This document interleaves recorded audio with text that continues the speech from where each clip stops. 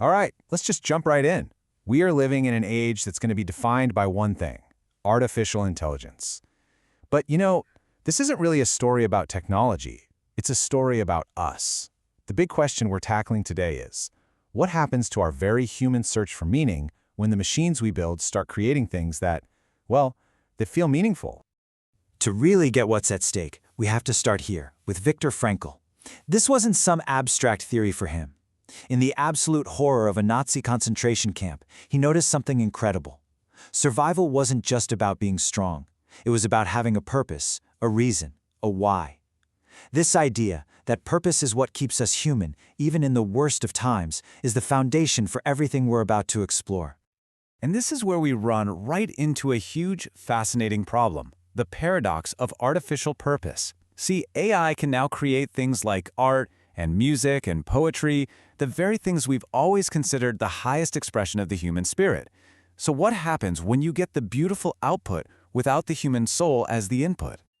I mean, just stop and think about the scale of this. An AI can read pretty much all of human philosophy in an afternoon, spotting connections we might never see. It can compose a piece of music that genuinely stirs your soul, or write a poem that brings a tear to your eye. But, and this is the absolute kicker, it does all of this without any of the lived experience that gives these creations weight and meaning for us. Let's just put it side by side. Look at the inputs. For us humans, meaning is forged in the fire of real life, of suffering, of joy, of knowing that we're not going to be here forever. For an AI, the input is data, just pure, cold computation and algorithms. This is the heart of the paradox. How can such wildly different starting points lead to such eerily similar results? Which leaves us with a really provocative question, a tough one. If a poem generated by an AI gives you real comfort, does it actually matter that the machine never felt loss? If a song it composed fills you with hope, who cares if the machine has never known despair? Does the origin story of meaning even matter anymore? Well, the answer might come from a surprising place. Maybe we should stop seeing AI as a competitor and start seeing it as a kind of mirror, a really, really smart mirror. It reflects our own intelligence back at us, and by doing that, it actually helps us see what's missing in the reflection. It helps us zero in on what is truly, uniquely human. And here's the difference, right here. An AI can analyze every book ever written on the topic of suffering, but it cannot actually suffer. It can process data on what makes people resilient, but it can never make that defiant, conscious choice to have hope when things look bleak. That internal world, that feeling, it comes from what some philosophers call our embodied existence. It's just a fancy way of saying we live inside bodies. We feel pain. We need other people. And, crucially, we know that one day we will die. These things aren't bugs in the human system. They're features. They're the very things that make the search for meaning so necessary in the first place. And living inside that body creates your subjective experience. That private movie that's always playing inside your head, the one that only you can see, that's it. That feeling of being of being right here, right now, wrestling with these huge questions, that is something you just can't program. That internal struggle is the engine of purpose.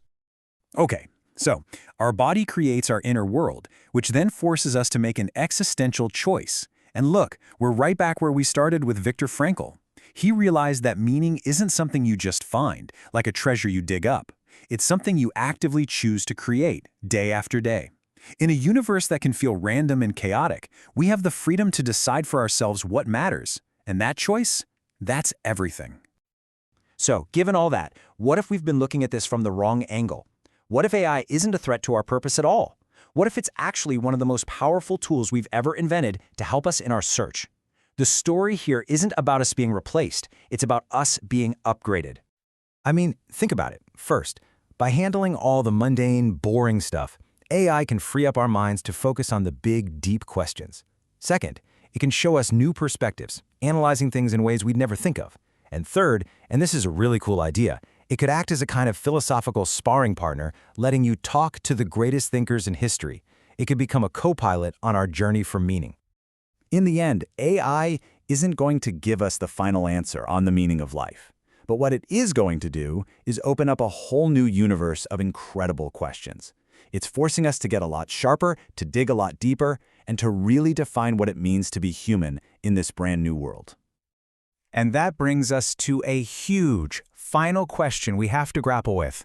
Now that we have something to compare ourselves to, this non-conscious intelligence, does that make our own messy, beautiful, complicated consciousness even more precious? Or does it do the opposite? If the things we thought made us special can be duplicated by a machine, does that maybe make us a little less significant in the grand scheme of things? The tension between these two ideas, that's what we're going to be living for a long, long time. So, maybe we can wrap this up with a totally new way of looking at it. Perhaps the question was never about man versus machine. It's not a competition. The real question, the exciting one, is this: how are we going to use these incredible new tools to understand our own minds better and to make our timeless search for meaning deeper, richer, and more profound than it has ever been before?